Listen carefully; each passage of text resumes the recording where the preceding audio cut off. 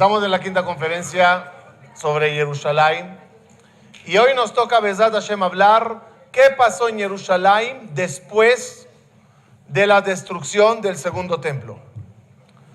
El pueblo judío fue disperso en todo el mundo.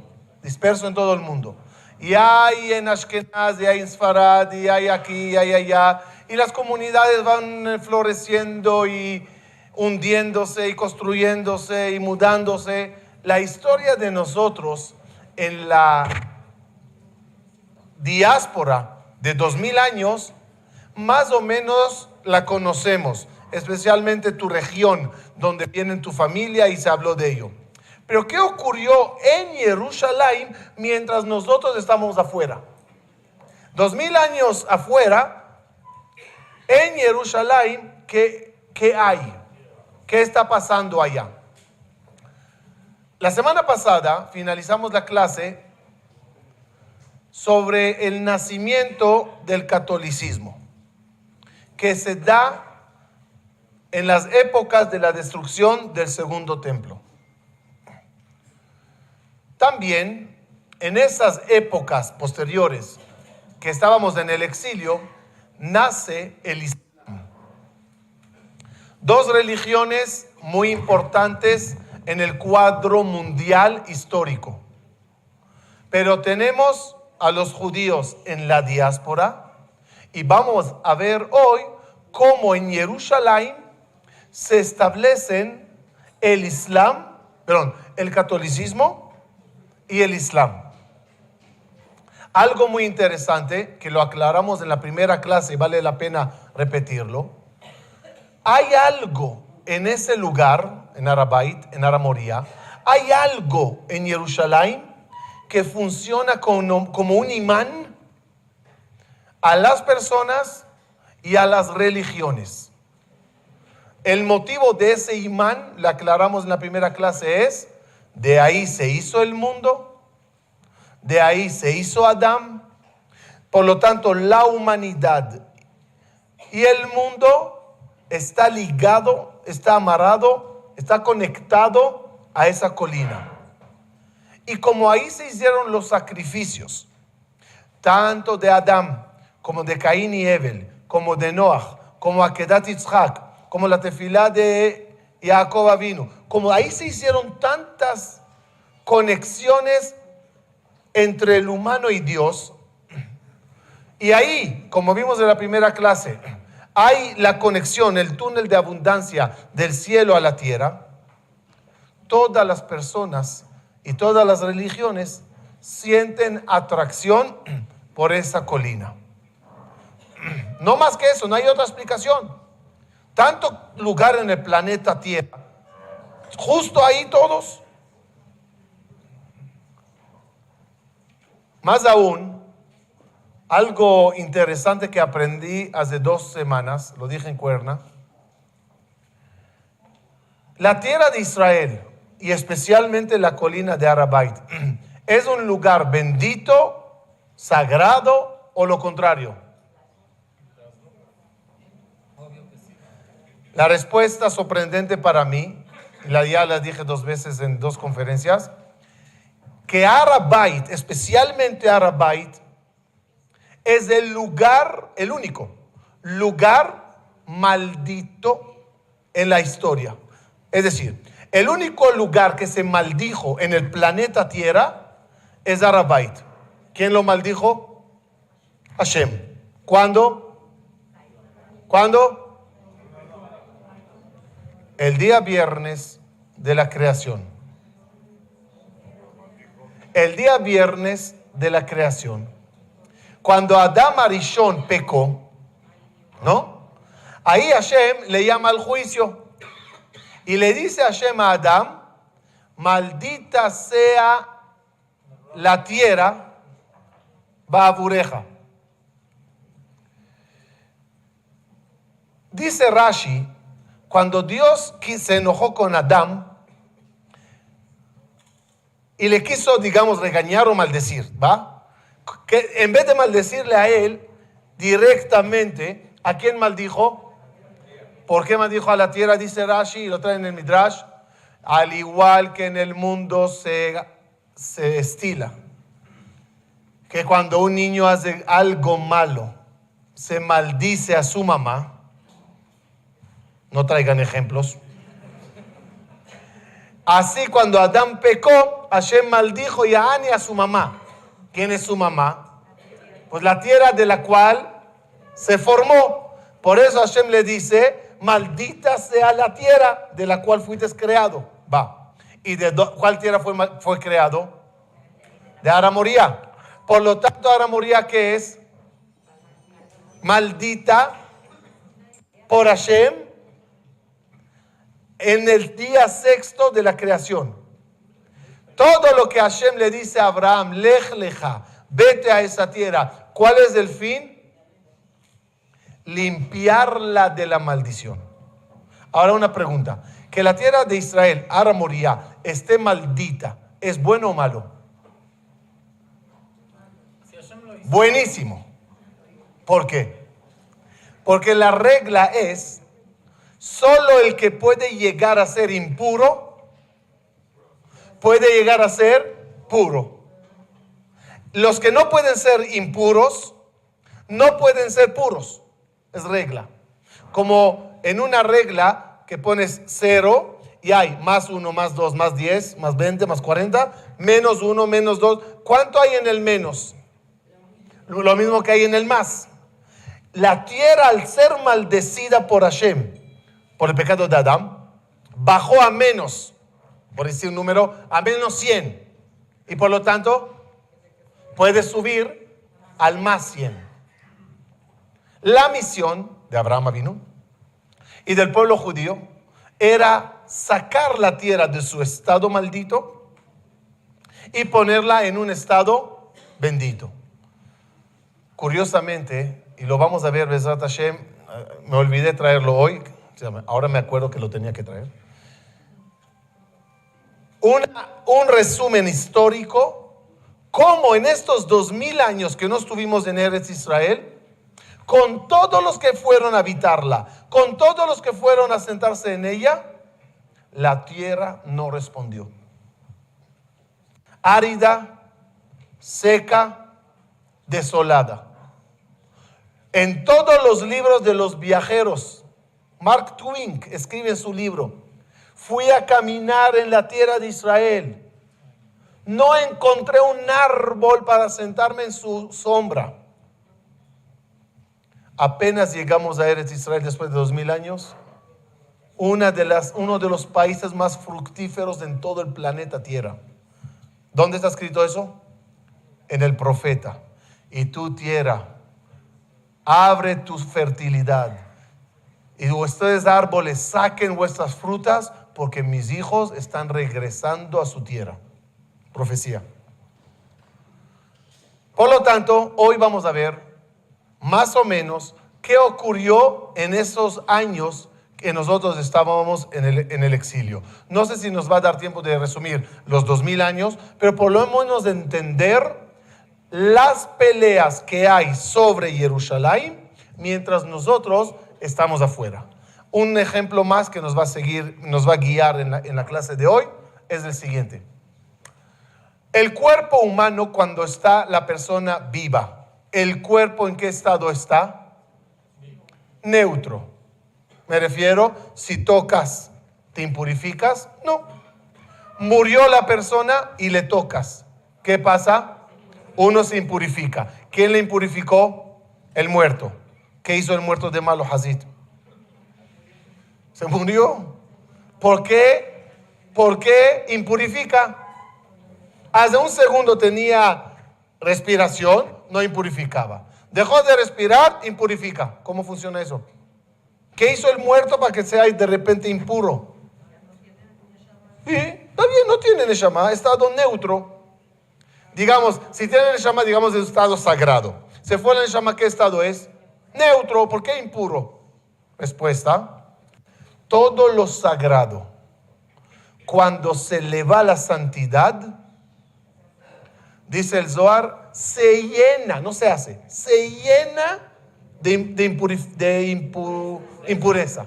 Es decir, la impureza busca lugares, utensilios, que había en ellos santidad. Y cuando la santidad sale, la impureza invade. Por eso un muerto se impurifica. ¿Estamos bien? ¿Por qué hay que hacer Netilat Yadayim por la mañana? ¿Qué hice de malo? Fui a dormir nada más. La misma respuesta. ¿Ah? Porque regresa el alma, pero no es motivo para hacer Netilat. Respuesta. El problema no es que regresa, el problema es que se fue. Al irse la Neshama a la hora de dormir, salió de mi santidad. Y al salir de mi santidad, en el mismo espacio que estaba esa parte pura, se invadió por Ruach Tumá. Por la mañana, ¿a qué equivale? Regresa el alma, llena de nuevo los espacios, equivale a Tehiyat HaMetim. ¿Qué es Tehiyat HaMetim? Vivo, murió, revive. ¿Va? Jerusalén es la misma historia. Vivió, murió, y a la hora de morir se invadió con todas las fuerzas de Tumá. Y el regreso a Jerusalén equivale a Tehiyat HaMetim, el despertar de ese lugar puro. Entonces vamos a ver qué ocurrió cuando salimos y qué invadieron o qué pasó en ese lugar. Pues Titus termina de destruir Jerusalén y da la orden a Adrianus. Digamos que da la orden Titus. Y da la orden a Adrianus a arrasar con la ciudad de Jerusalén, destruirla por completo. Y construyen en ella la ciudad nueva, conocida como Aila Capitolina, donde es el nuevo nombre que tiene Jerusalén después de la destrucción del Bet HaMikdash. La orden es arar toda la tierra hasta no dejar rastros de lo que era la Jerusalén sagrada. Por eso en la moneda de Adrianus aparecen toros arando, símbolo de arrasamos con todo lo anterior. Y efectivamente quitaron todo lo santo. Hoy estaba leyendo que dejaron, no murallas, ¿cómo se llama lo que hay en las esquinas de las murallas? Así como de vigilancia hasta arriba. Las torres. Dejaron unas torres que están al lado de Shartz y Yafo para demostrar lo fuerte y lo grande que era lo que ellos conquistaron. Es como cuando en construcción se agarra y se hace un hoyo, se deja como una colina para saber dónde estaba la altura anterior, así. Total, Roma conquista Jerusalén y pone mercados y una ciudad goy para todo lo que quiere decir, con todo el servicio. Este lugar que es famoso de la época de Aila Capitolina se llamaba El Cardo. El Cardo, hoy en día tú caminas en Jerusalén, ¿conocen estas columnas? Cuando bajas de arriba, de allá, así, la escalera, el cótel está allá. Entonces, esto era el Cardo famoso, donde era el mercado romano en la ciudad de Aila Capitolina. Hoy en día están todas esas columnas de esa época y además se encontraron piedras con grabados de esa época donde se da la bienvenida a Adrianus, que viene a Jerusalén a conocer el lugar. En estos lugares se ve todo el escrito de honor hacia él. En estas paredes todavía se encuentran los restos. Aquí, a raíz de esto, ocurre la rebelión de Bar Kokhba. La rebelión de Bar Kokhba, hay una discusión del huevo y la gallina. Es decir, por lo que hizo Adrianus de arrasar la tierra y construir en el lugar sagrado una iglesia, fue lo que desató a Bar Kokhba a rebelarse, o al revés, como Bar Kokhba se rebeló, castigo a los judíos por la rebelión era hacer la ciudad de Jerusalén más romana. O sea, el huevo y la gallina. Por Adrianus se levantó Bar Kokhba, o por lo que hizo Bar Kokhba actuó Adrianus. Discutamos hasta mañana, yo no tengo la respuesta. Pero aquí hay un dato muy interesante. Esta es Jerusalén en la época de Ayla Capitolina. Está el Cardo por acá, este es el Cardo, ¿se acuerdan? Aquí está todo esto, era la avenida Masaryk, algo así. Y aquí está la ciudad. Este es el lugar del templo. Har HaBayit. ¿Sí? Si ubican, para que me entiendan, aquí está el Kotel, aquí. El Kotel está aquí. Aquí está el Kotel. Esto es en la zona donde estaba Har HaBayit. En esos, digamos, mapas o explicaciones, ¿qué aparece sobre el lugar sagrado? Arado. ¿Sí? Como decir, arrasado. Según algunos, repito lo que dije por tercera vez, perdón, por lo que hizo Bar Kokhba, se enojó Adrianus, o al revés, y entonces construye sobre el lugar de Har HaBayit la iglesia de Júpiter, el templo de Júpiter. No es la iglesia, el templo de Júpiter. Es decir, es el primer construcción no judía sobre el lugar que era el Kodesh y el Kodesh HaKodashim. Lo primero que se construye es, porque hoy en día cuando vas a Jerusalén y ves la cúpula dorada, pues crees que desde un inicio está ahí. No, primero estaba el Bet HaMikdash. Después construyen el templo de Júpiter. Okay. De alguna forma, así se veía el Har HaBayit y ahí se veía el templo de Júpiter en Jerusalén. El tiempo pasa y empieza la época bizantina. Los bizantinos, a través de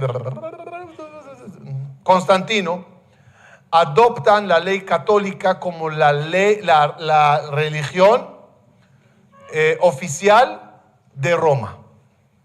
Y aquí estamos entrando en algo nuevo. Otra vez, ¿el templo de Júpiter es templo católico? No hay catolicismo. No hay cristianismo. Es un templo de Avodah Zará, de Roma. Cuando la mamá de Constantino, el nombre de ella se me fue ahorita, la mamá de Constantino, ya viene. Ella viajó a Jerusalén, ya escuchó de Yeshu, ya escuchó de lo que ocurrió allá, viaja como peregrina, como creyente, a buscar la historia de Yeshu.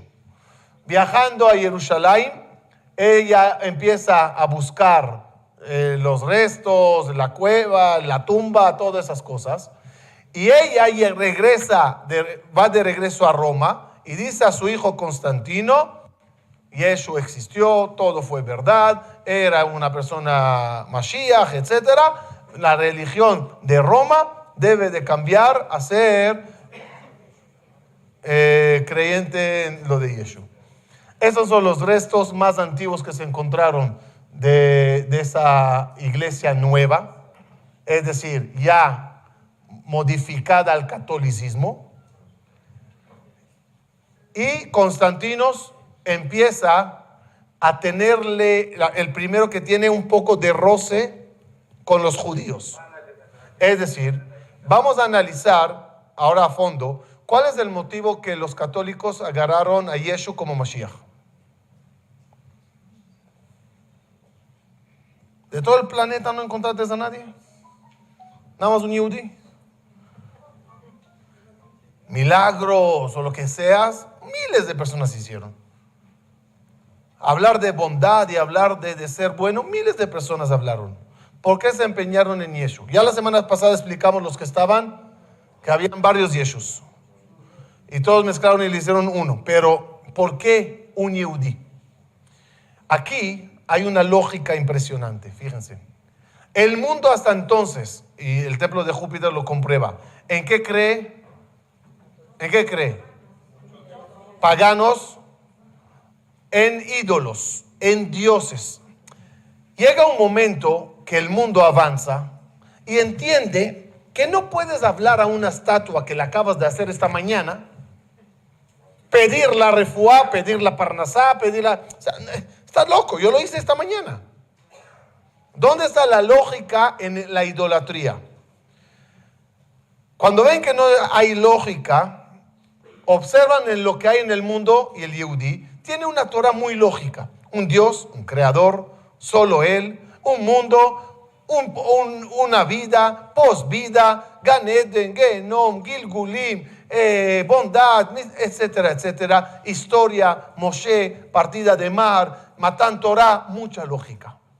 Pero yo soy Goy, ellos son Yehudim, y no me quieren recibir.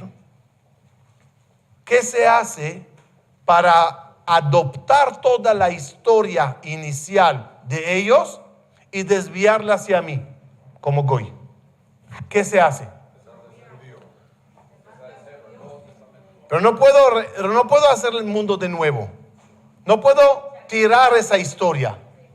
Por lo tanto, factor común en el Islam y en el catolicismo, admiten la Torah, reconocen creación, Abraham, Isaac y Jacob, reconocen Moshe, reconocen partida de mar, reconocen Matan Torah, reconocen pueblo judío, reconocen Torah, pero Hashem mandó a los Yehudim, a Yeshu. ¿Quién es Yeshu? Yehudí. ¿Dónde está? En Israel. ¿Para quién vino? Para los judíos. Va. Pero los Yehudim le rechazaron, le mataron. Por lo tanto, Dios te mandó una persona y tú le rechazaste. Yo le acepto. Al yo aceptarle, ¿qué hice?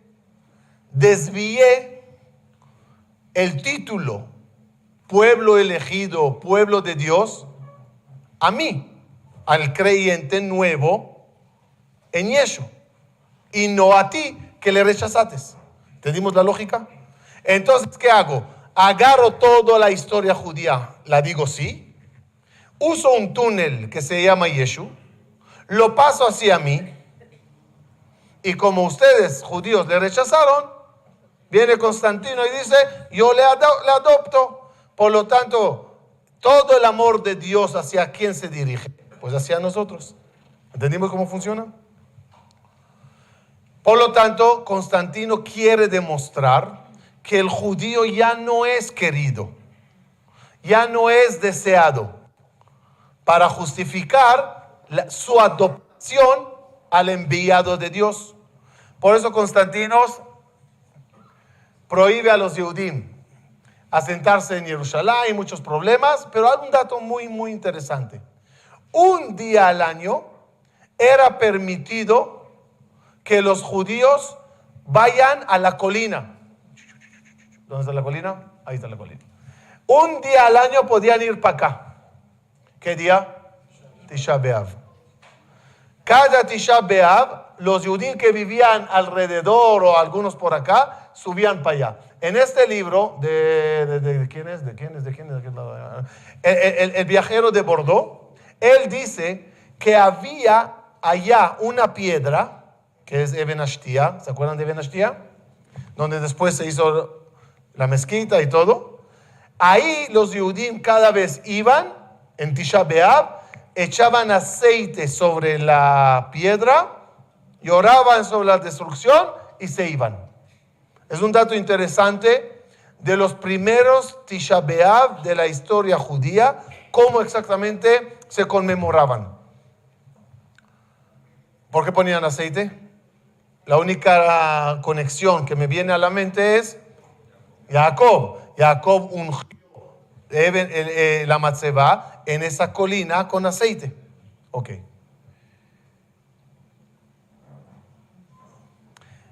Ok. Años después llega Julianus y él, fíjense qué interesante, es muy rebelde al anterior delegado de Roma en Israel y él decide construir el Bet HaMikdash para los Yehudim de nuevo. Es un dato que yo no sabía, que en este lapso de exilio, al inicio de él, en el año 363, ok, por allá, él decide construir para los Yehudim el Bet HaMikdash de vuelta. Solo que al final muere de forma repentina y esto no se da. Años después,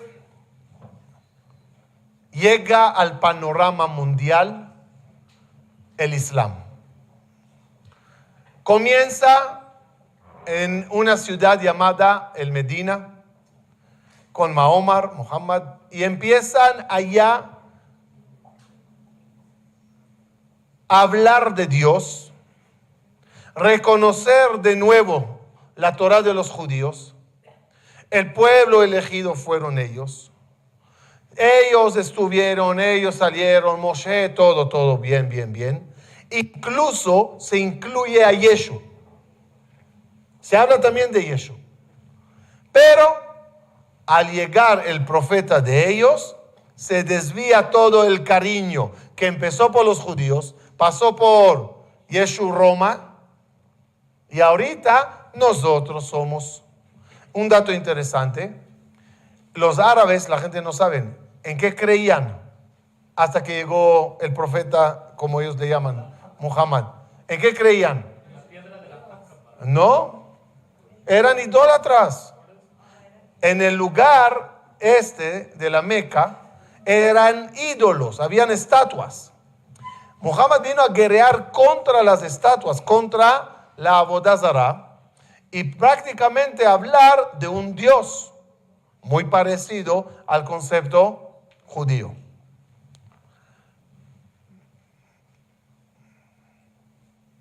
Una de las cosas que conquista es el lugar importante de Meca, de la Meca. Hasta esta fecha, ir a la Meca se considera algo muy importante para los musulmanes. Incluso cada musulmán que va a la Meca y regresa, recibe el título Hajj. Hajj es como alguien que hizo peregrinación, no sé si es la palabra, fue a la Meca y regresó.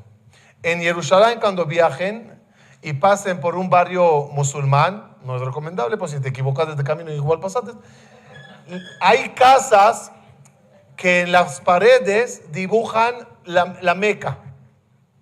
Las paredes que están dibujadas la Meca en ellas es porque el dueño de la casa fue para allá. Entonces es como casa de un Hajj. Hajj. No tiene que ver, pero quiero contarles una historia de mi bisabuelo. ¿Puedo o no?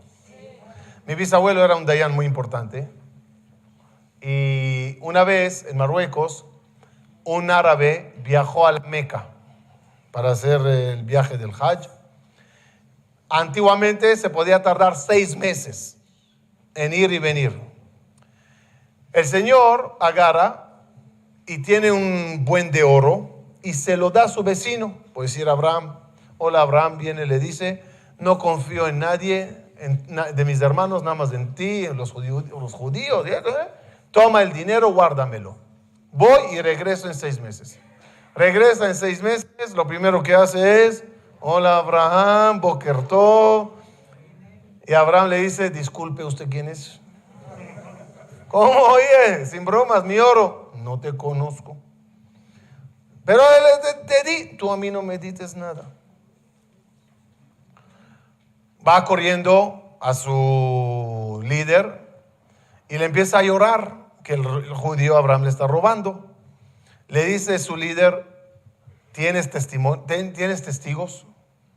No. ¿Tienes papel firmado? No. ¿Qué quieres que te haga? ¿Quién te dijo confiar? No, ayúdame, ¿qué hago? Le dijo: el único que te puede ayudar es Rabbi Yehuda Ben Yo, vete con él. Va con mi bisabuelo. el árabe, y le dice, así pasó. Le dice mi abuelo, ¿me estás mintiendo o me estás diciendo la verdad? Juro, jajam, había mucho respeto. Le dice, ok, vete a tu casa y ya te llamaré. Manda a mi bisabuelo al Shamash a llamar a Abraham. Llega ese, le agarra a mi bisabuelo, le abraza. Le dice, Abraham, vino un mamzer de esos musulmanes y me contó que te dio dinero.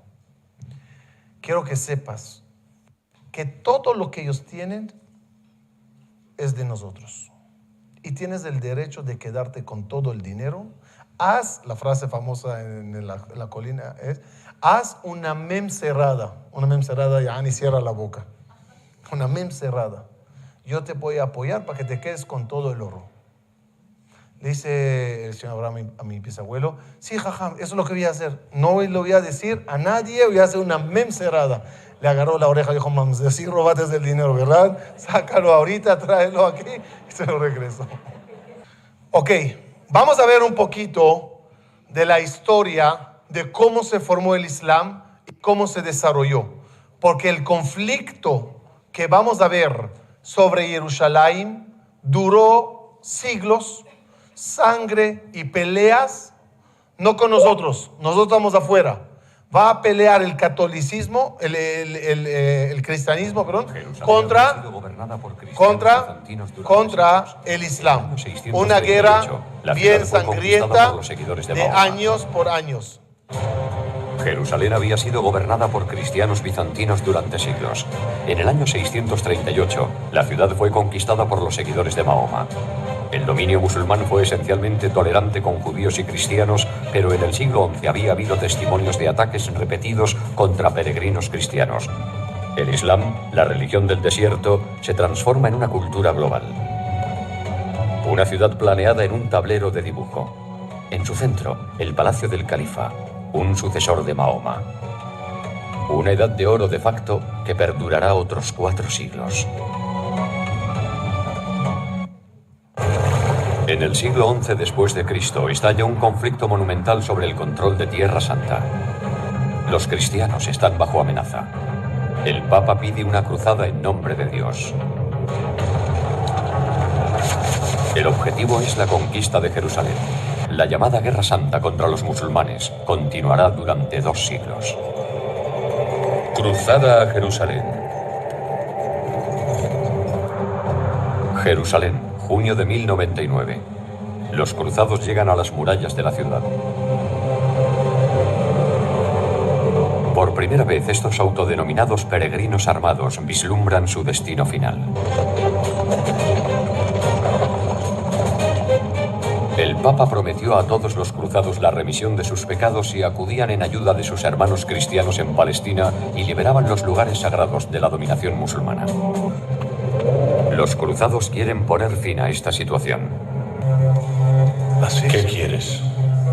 Un mensajero le informa que los cristianos están atacando Jerusalén.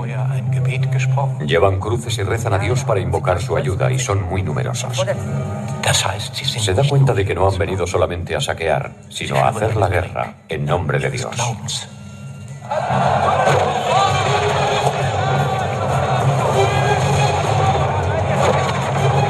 El asedio de Jerusalén se encuentra en su 5ª semana. No hay negociaciones para una rendición pacífica. Los defensores de Jerusalén tienen armas poderosas para evitar una brecha en las murallas de la ciudad. El fuego griego consiste en quemar aceite que no se puede apagar con agua.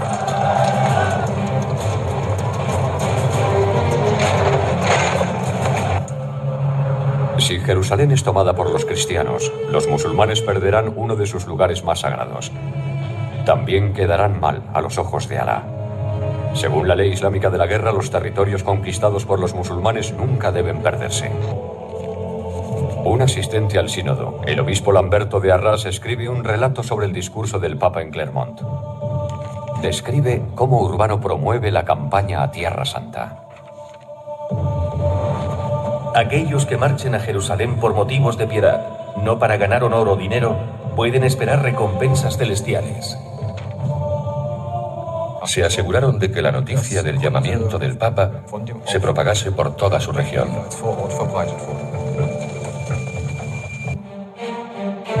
La llamada Cruzada del Pueblo atraviesa ciudades como Espira, que son centros de comercio a lo largo del Rin.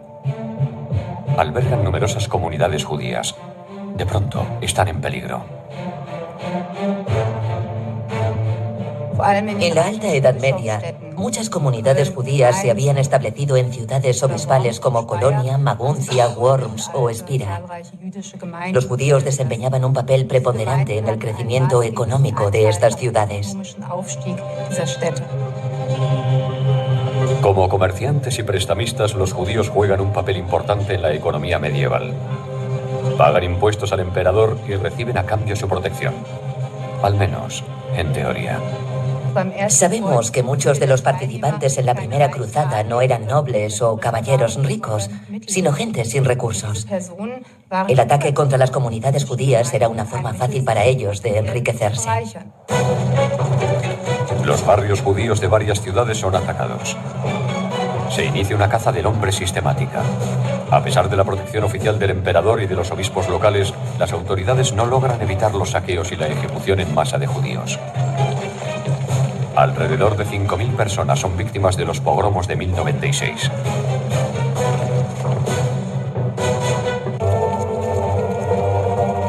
Finalmente, centenares de miles de personas emprenden el peligroso viaje. Ricos y pobres, caballeros y nobles, señores y trabajadores, campesinos y urbanitas, hombres y mujeres. El verano de 1096 marca el comienzo del mayor esfuerzo militar de la Edad Media. Decenas de miles de cruzados, en su mayor parte franceses y alemanes, siguen 3 rutas diferentes, a través de Italia, bordeando el Adriático y atravesando la cordillera de los Balcanes.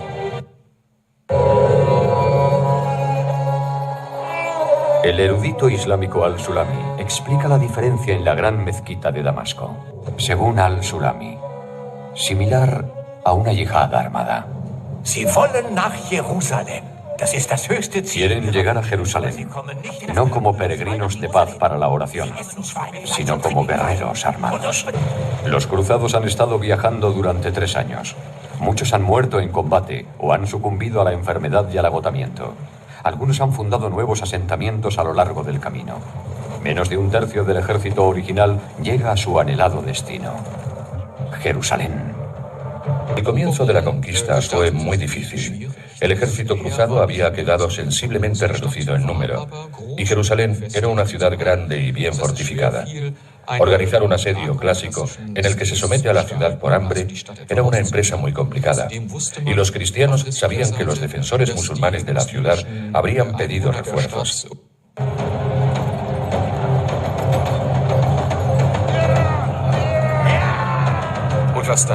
Lo que pasó después dentro de la ciudad fue una masacre. La población fue exterminada, judíos y musulmanes por igual. 30.000 personas mueren, incluyendo los residentes judíos de la ciudad. Incluso los cristianos del lugar son asesinados, acusados de colaborar con los musulmanes.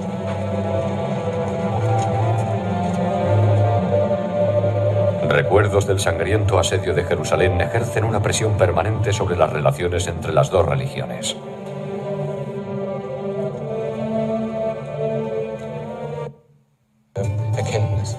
En su libro Kitab al-Jihad, Al-Sulami describe el ataque contra Jerusalén como un ataque contra el Islam. Había llamadas, principalmente entre los eruditos musulmanes, a la unidad del mundo musulmán y a la expulsión de los cristianos de Jerusalén. Pasarán varias décadas antes de que una fuerza musulmana sea capaz de reconquistar Jerusalén. Hacia finales del siglo XII, un experimentado jefe guerrero convierte en su objetivo declarado la expulsión de los cristianos de Tierra Santa. No solo recupera el terreno perdido en Palestina. En el año 1187 obliga también a los cristianos a abandonar la ciudad santa. Saladino confía en el poder de su fe. Convence al alto clero islámico para que declare la lucha contra los cruzados. Una yihad. La caída de Jerusalén desencadena nuevas cruzadas. Pero todos los intentos cristianos para reconquistar la ciudad santa concluyen en fracaso. El emperador alemán Federico II de la dinastía de los Stauffer elige un camino diferente como mediador entre culturas. Reniega de la espada, sabiendo que no puede conquistar Jerusalén por la fuerza. Durante las negociaciones con el sultán Al-Kamil de El Cairo, llega a un compromiso.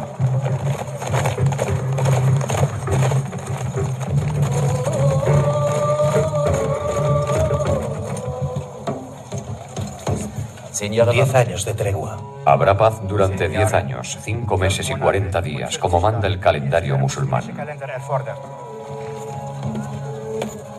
Tablas, amigo.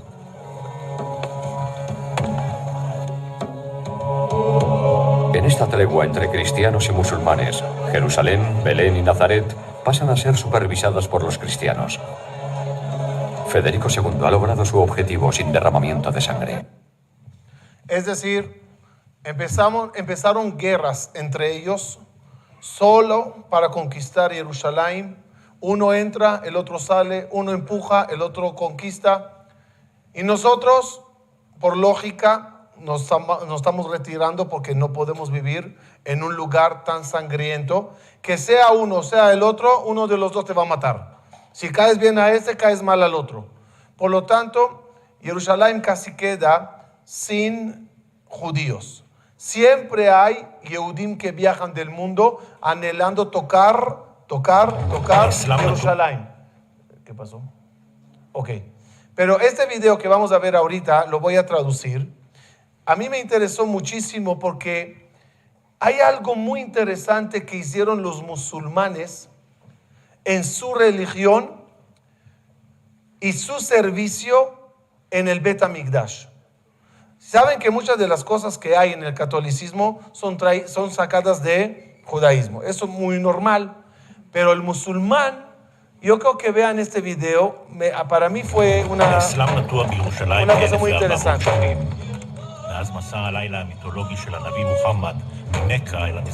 Esto es la parte de el el Aqsa, donde los musulmanes terminan de construyendo el Kipat HaSela. Todo está de oro, se supone, sobre el lugar donde antes era el Bet HaMikdash, Kodesh Kodashim, y donde estaba el templo de Júpiter. En este lugar es la piedra de Eben Ashtia. Aquí está. Es el lugar donde dijimos que de él se hizo todo el mundo. A esta piedra ellos rezan.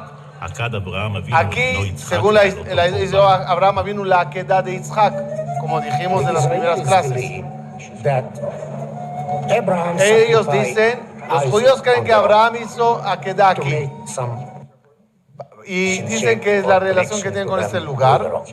Pero la verdad es que de un lado los musulmanes no niegan que hubo aquí Akedah, pero no era Yitzhak, era Ismael. Tenemos la idea cómo agarrar las cosas y llevarlas hacia su rumbo. Ahora, este lugar, ¿por qué es sagrado para el Islam? Porque ellos creen que Muhammad al final, en el sueño, viajó a la mezquita que está en la esquina, amarró su burro a la pared y de ahí subió al Shamay. Entonces ellos dicen que era en Jerusalén y por eso Jerusalén se convierte en algo sagrado. Esta es la Meca y el servicio hacia ella que hacen, como expliqué. Cuando Muhammad ve que tiene peligro, va a este lugar que se llama el Medina, 300 kilómetros de la Meca. En el Medina había muchísimos judíos, casi más que cualquier otro lugar en toda esa región. Aquí, por primera vez, Muhammad conoce a los judíos de cerca y ve una comunidad muy fructífera de Yehudim. Eran cultos, eran artesanos. Total, Muhammad hace un pacto con los judíos para que le ayuden contra los invasores o los enemigos que tienen la Meca. Él agarró ciertos costumbres judías. Uno, rezar hacia Jerusalén. ¿Por qué los musulmanes rezaban hacia Jerusalén? Porque veían a los judíos haciéndolo.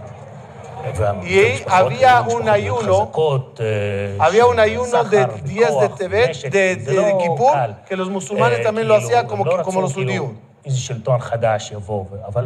Ellos reconocen que muchos de los que Muhammad dijo a los musulmanes, el quien pega a un judío es como que me pega a mí.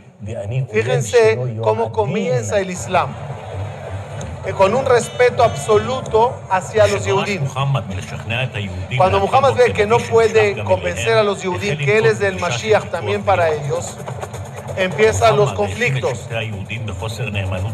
Y como él ve que no le están apoyando, les culpa como aliados de sus enemigos que están en la Meca.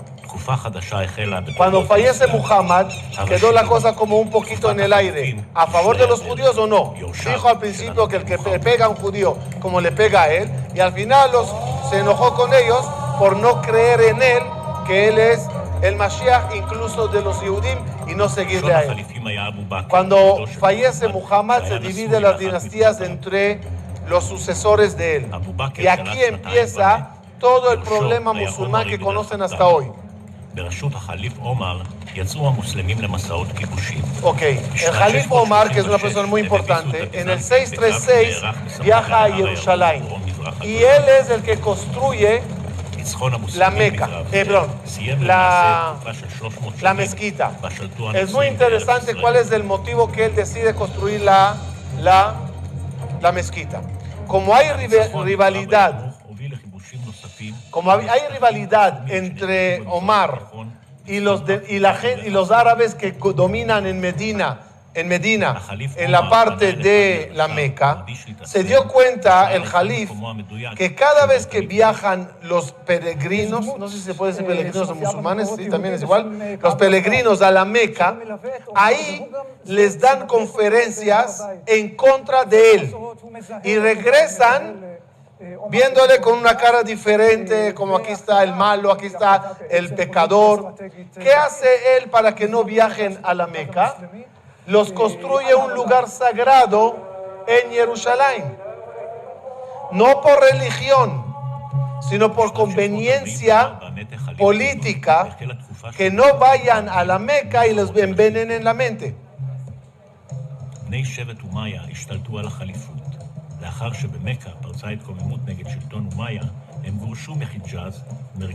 Muy bien, como fueron expulsados de allá, tuvieron que buscar un lugar alternativo para rezar.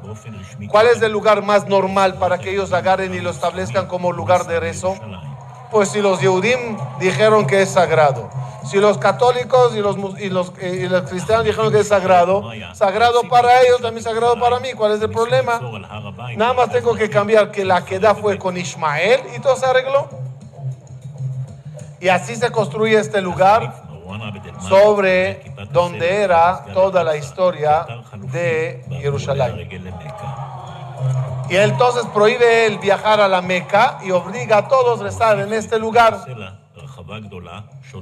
Él agarró y puso una planicie muy grande que equivalga a la planicie que tiene la Meca, para que puedan hacer la vuelta como la hacen allá. Todo es como decirlos, aquí está. Ok, estoy esperando que la señora empiece a hablar. Aquí está. Esto que está diciendo es muy interesante. Toda la construcción de los árabes sobre Arabay era muy parecida a lo que era el Bet HaMikdash. Incluso este lugar ellos le llamaron el Magdash, el Mikdash. Y el lugar de rezo se llama el Ejal. Son palabras judías totalmente. Y llevaban ahí incienso, y muy parecido a lo que el Cohen hacía en este lugar.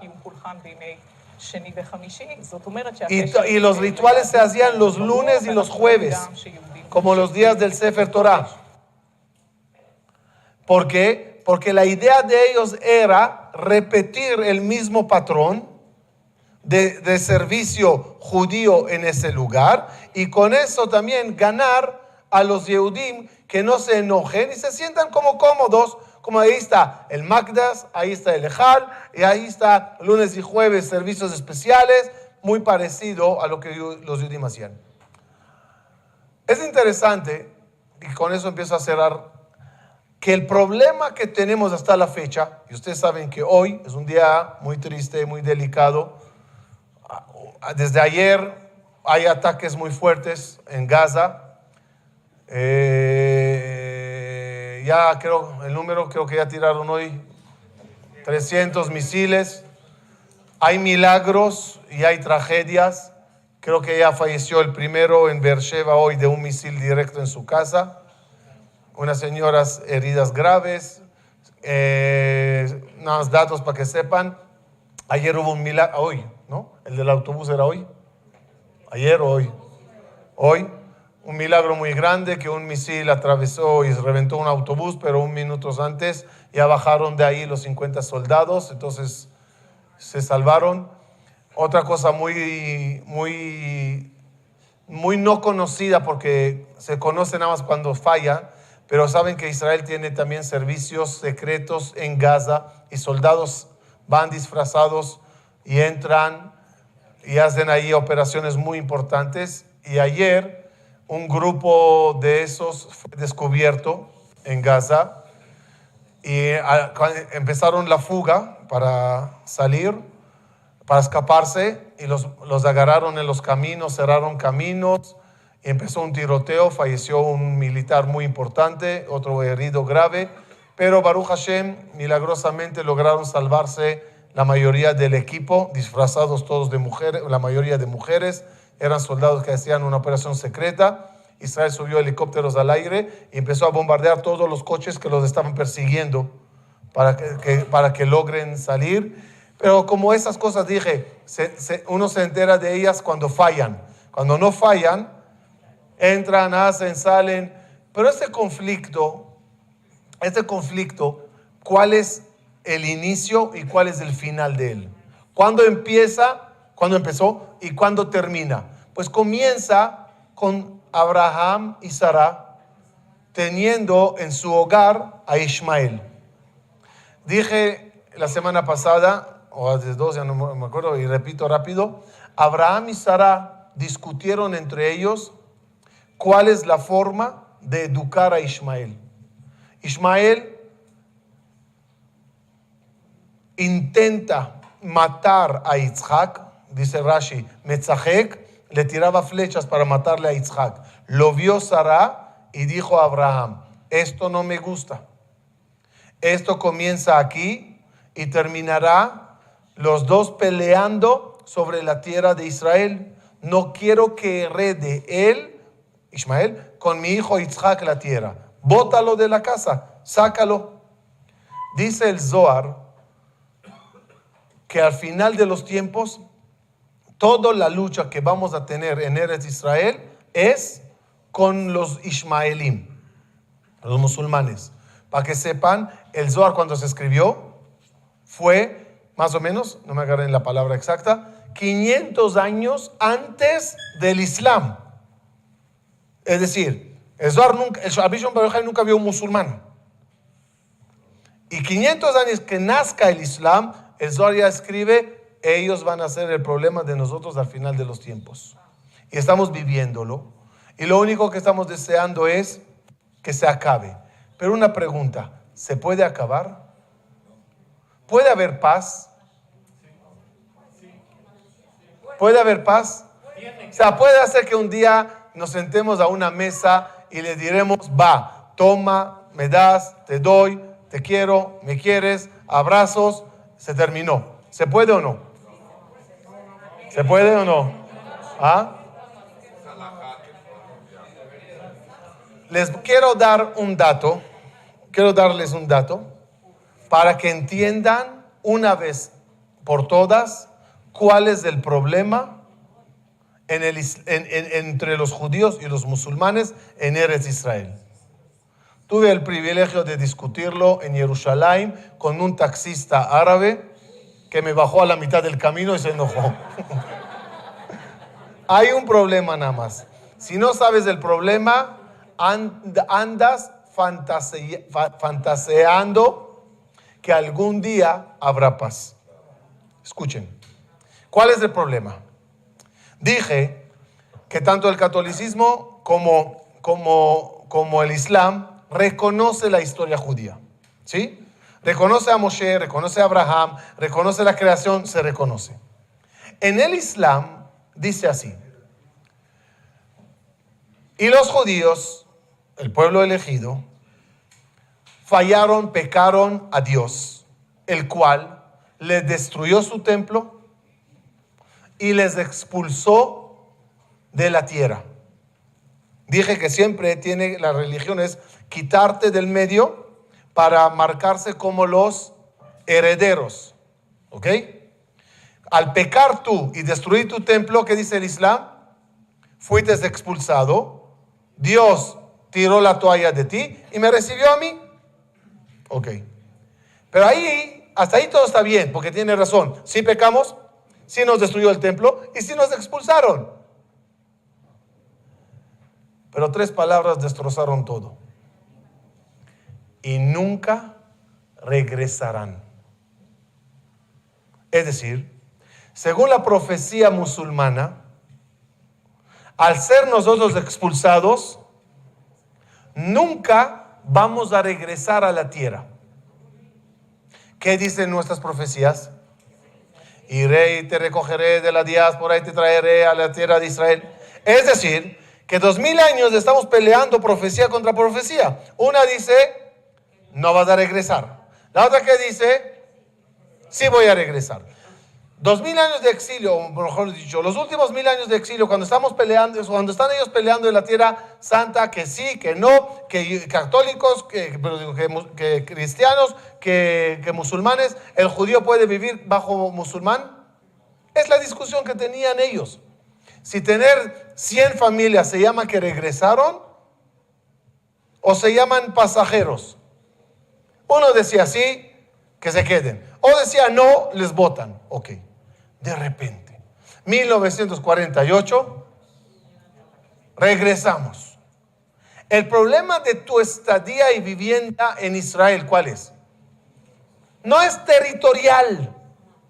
La gente no para de decir, pero ¿cuál es el problema? Que vayan ellos y vivan en toda la Arabia Saudita, hay muchos lugares, y ¿qué le importa que yo tenga un pedacito de tierra? Es un problema religioso. Porque si él firma un acuerdo de paz contigo y te da el derecho o el permiso de vivir en ciudades que no te las pelean, en Ashdod, ¿va? ¿Cuál es el problema? Que cuando él te firma, que te reconozco, en otras palabras está firmando contra su propia religión. Y eso jamás va a ocurrir. Como no saben este dato, no lo tienen bien marcado, porque ellos tampoco lo hablan, porque ya les da pena hablarlo. Les da pena decirte, no te admito porque mi libro dice que no puedes regresar. Porque si lo dicen, ¿qué va a pasar? Todos le van a echar en cara. Entonces, pues, tu libro se equivocó, punto. No hay profeta y no hay profecía y no hay realidad. ¿Cuál es la solución? Lo digo, lo explico y finalizo. Algo de trabajo sí hay que dejarle al Mashiach. Ya hicimos todo por él. Ya casi le quitamos la chamba. Me voy a explicar. Díganme por favor, 2000 años de exilio. Cuando rezabas Mashiach, ¿a qué te referías? ¿Ah? ¿Qué quiere decir? Que el Mashiach, ¿qué me va a hacer? Él me va a llevar a Eretz Israel. Él me va a conquistar Eretz Israel. Él me va a sentar en Eretz Israel. ¿Quién va a hacer todo? Él. De repente lo hicimos sin él.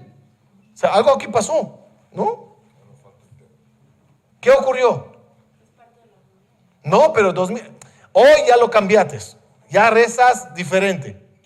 Y cuando dices Mashiach, ¿qué quieres que haga? Construcción de Betamigdash. Pero hace 2000 años, ¿qué rezabas? Durante 2000 años, ¿qué rezabas? Él me va a llevar, Él me va a traer, Él me va a conquistar. ¿Qué pasó? ¿Por qué lo hicimos sin Él? ¿O cómo lo hicimos sin Él? Respuesta. Porque, ¿cuál es el modelo para seguir de Mashiach? Moshe Rabenu. ¿Quién nos sacó? Moshe. ¿Quién peleó con Paró? Moshe. ¿Quién partió del mar? Moshe. ¿Quién subió a la Torah? Moshe. ¿Nosotros qué éramos? Borreguitos detrás de Moshe. Sí, Moshe. Nace Benishma. Aquí, ¿a dónde vamos? Para acá. Sin Moshe no podíamos hacer nada. Cuando piensas en Mashiach, cuando pensamos en Mashiach 2000 años, ¿en qué clase de Mashiach pensamos? Moshe. Tipo Moshe. Él me lleva, Él me trae. ¿Cuál es la sorpresa, saben? Que Dios te dijo, perdón, estás equivocado. ¿En qué estábamos equivocados? Regla de vida, no te asustes. Cuanto más cerca estás de Dios, más Él se aleja de ti. Otra vez. Cuanto más cerca estás de Dios, más Él se aleja de ti. Solo que la palabra se aleja de ti asusta, ¿no? Ok. Más te da a valer, me refiero. ¿Estás cerca de tu hijo o no? No, depende de qué edad. Cuando es bebé, muy cerca, porque no vale por sí. Cuando ya creció, a distancia. Y la primera vez que quiso hacer tarea, ¿le ayudaste o no? Sí, pero cuando ya pasó 4 o 6 años, pues que ya que lo haga solo, ¿verdad? Así funciona con Dios. Cuando salimos de Egipto, ¿qué éramos? Bebés. Al bebé se le lleva. Al bebé se le hace todo. Después de 2000 años de exilio y 3500 años de historia, Dios te dice, discúlpame, yo a ti ya no te trato de bebé. Tú vales por sí. Tú lo puedes hacer. Tú vas a ir, tú vas a conquistar, tú vas a guerrear, tú vas a sentarte, tú vas a construir yeshivot, tú vas a construir un gobierno, tú vas a construir un ejército. Tú lo vas a hacer porque lo puedes hacer. Te considero maduro. No, perdón. Te considero...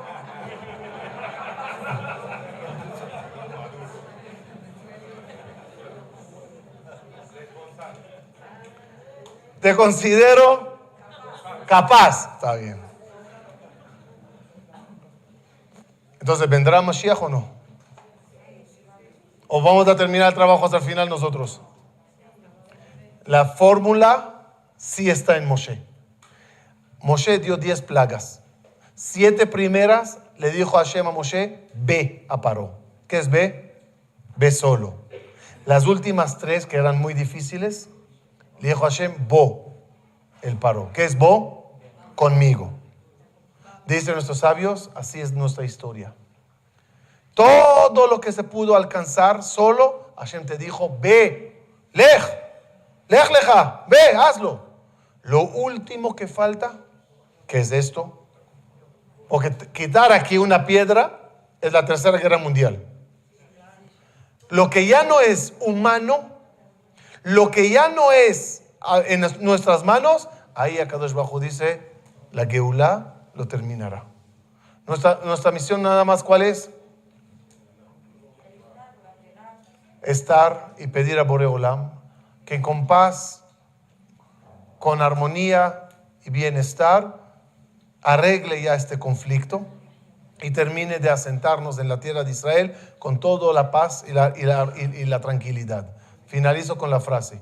¿Vieron las imágenes del Kotel en Selijot? Cuando se llena, se atasca, ¿no?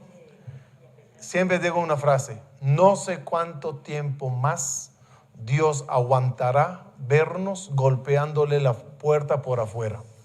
¿Cuánto puedes aguantar eso? Puedes estar enojado, está bien, nos portamos mal, está bien.